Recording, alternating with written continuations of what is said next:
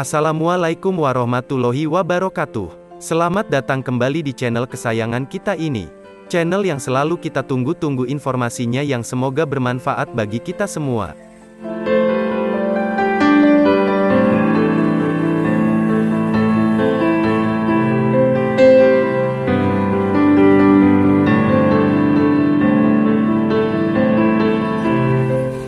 Kali ini kita akan membagikan informasi tentang peristiwa sejarah tanggal 3 Oktober tahun 1945, Monumen Juang 45 di Pekalongan.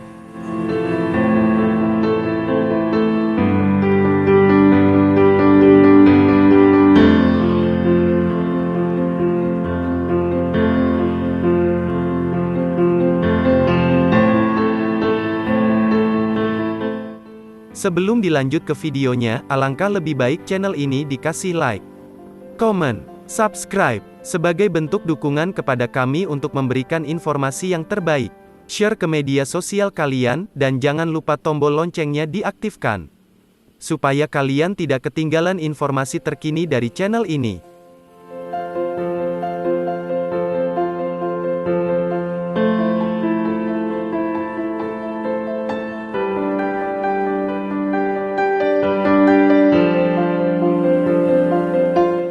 Peristiwa berikut ini merupakan kisah heroik masyarakat Pekalongan dan sekitar yang ingin merdeka dari tangan penjajah asing. Beginilah kisah sejarah tanggal 3 Oktober di Pekalongan ini berlangsung.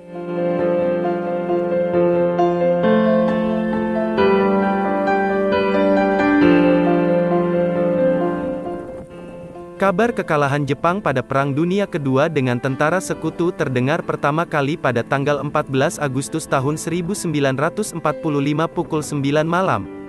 Beberapa anggota barisan pelopor di Tegal secara sembunyi-sembunyi mendengarkan siaran kekalahan Jepang melalui radio Saigon. Radio Australia juga menyiarkan kabar kekalahan Jepang yang telah menyerah.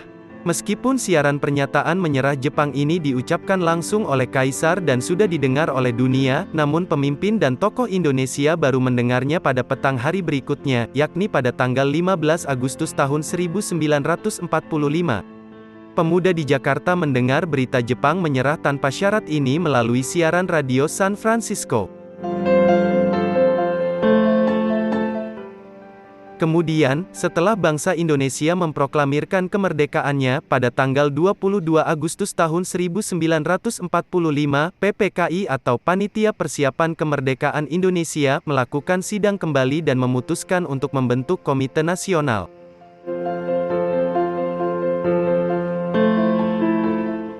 Di Jakarta, kemudian dibentuk Komite Nasional Indonesia Pusat, KNIP.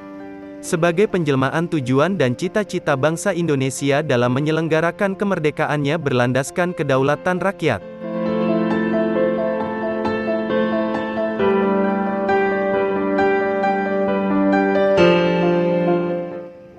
Pada tanggal 28 Agustus tahun 1945, di Karesidenan Pekalongan dibentuklah KNID dengan Ketua Dr. Sumbarji dan Wakil Ketua Dr. Maas. Pada tanggal 28 September tahun 1945, atas usulan KNID Pekalongan, Mr. Besar Martokusumo dilantik menjadi Residen Pekalongan oleh Presiden Soekarno.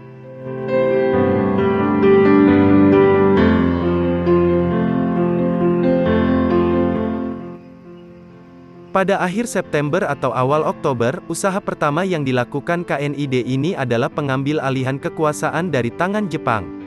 KNID Pekalongan sudah mulai menghubungi Syucokan Pekalongan, yaitu Tokonomi agar menyerahkan kekuasaannya kepada rakyat Pekalongan. Ketua KNID Pekalongan, Dr. Sumbarji mengusulkan dibentuk badan kontak untuk menyatukan rakyat Pekalongan serta mengumpulkan aspirasi masyarakat agar tindakan yang diambil bisa manunggal dan terkoordinasi.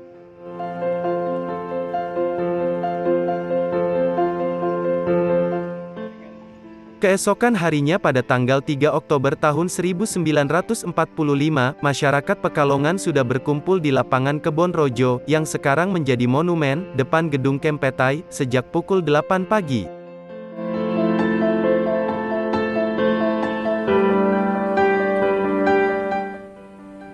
Mereka berdatangan dari Batang, Buaran, Comal, dan Pekalongan dengan pakaian siap tempur. Dan membawa senjata seadanya, seperti bambu runcing, parang, pentungan, potongan besi dan lain sebagainya.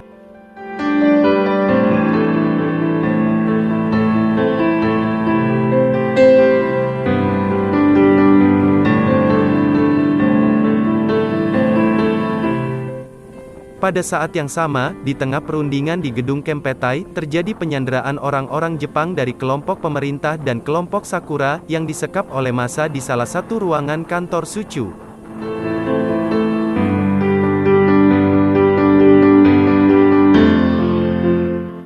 Perundingan dimulai pukul 10 waktu Indonesia Barat tepat.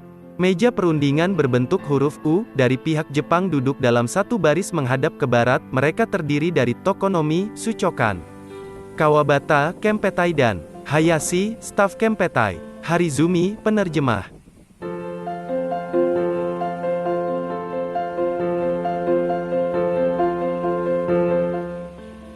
Sedangkan pihak Pekalongan tersusun dalam dua baris yang terdiri dari baris sebelah utara dan selatan. Sebelah utara terdiri dari Mister Besar, Dr. Sumbarji, Dr. Maas. Dan barisan selatan terdiri dari Raden Suprapto, Ahmad Kadir Bakri, Jauhan Arifin.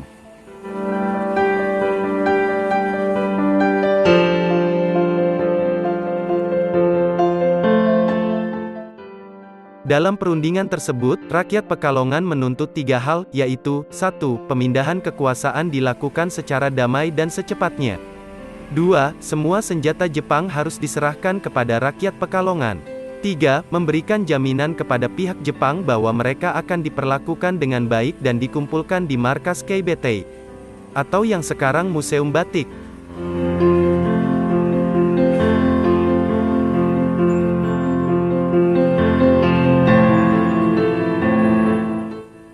Namun perundingan berjalan alot, pihak Jepang tidak setuju dengan tiga tuntutan yang diajukan.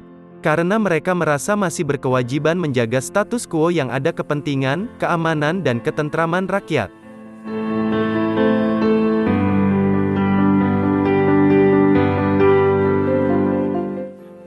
Setelah 2 jam berunding, Mister Besar keluar dan memberitakan hasil perundingan, yaitu pihak Jepang akan menyerahkan sebagian senjata kepada polisi Pekalongan, agar jumlah senjata Jepang dengan polisi Pekalongan sama. Tetapi semua senjata harus disimpan di Societet dan kuncinya dipegang oleh Mister Besar dan Kempeitai Jepang.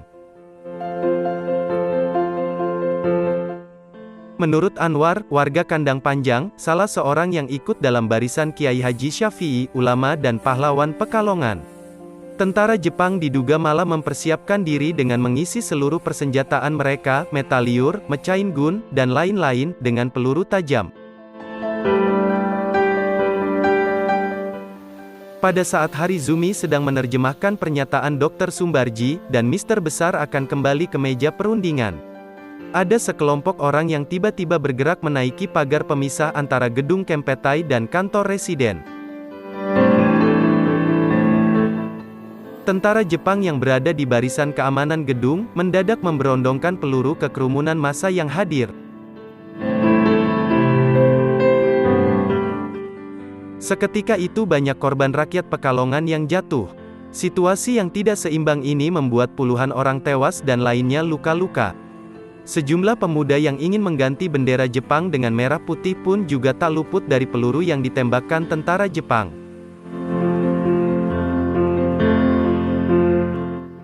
Saat itu belum dipastikan berapa jumlah korban yang meninggal atau luka. Namun, ruangan itu penuh dengan genangan darah yang menjadi saksi korban keganasan Jepang.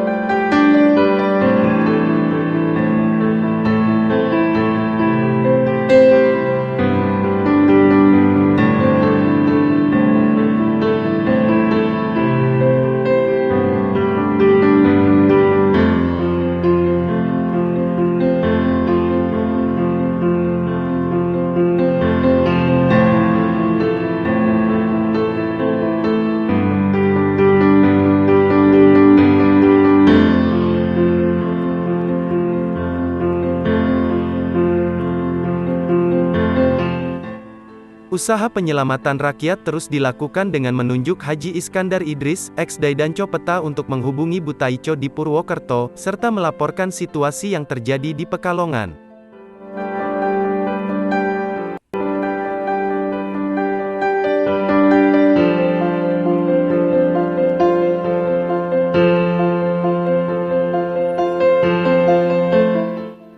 Akhirnya pada tanggal 10 Oktober tahun 1945, Jepang meninggalkan bumi Pekalongan menuju Purwokerto. Mereka dievakuasi secara diam-diam pada pukul 4.30 waktu Indonesia Barat dari Pekalongan lewat Tegal.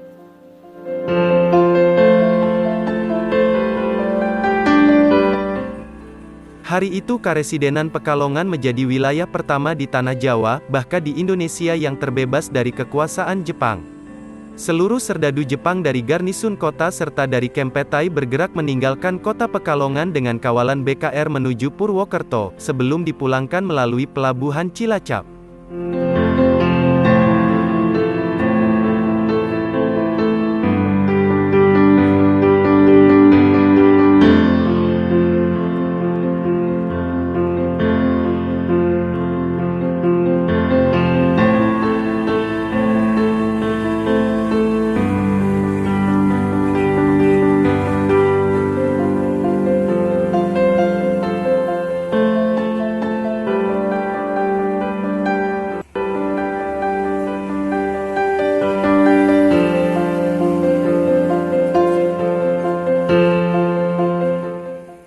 Dari peristiwa berdarah tersebut, lapangan Kebon Rojo sekarang diubah menjadi Taman Monumen Juang Pekalongan oleh pemerintah. Dan gedung Kempetai sekarang menjadi Masjid Syuhada.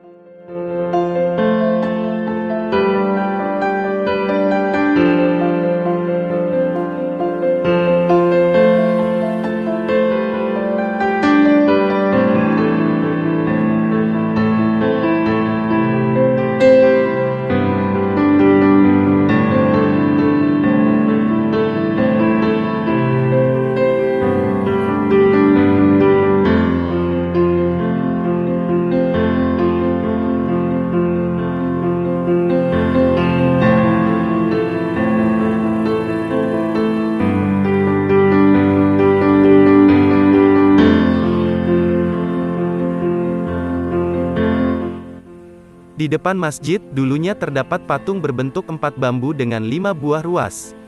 Namun sekarang diubah menjadi 3 buah bambu dengan 10 bilah ruas yang melambangkan peristiwa berdarah tanggal 3 Oktober tahun 1945 di tempat tersebut.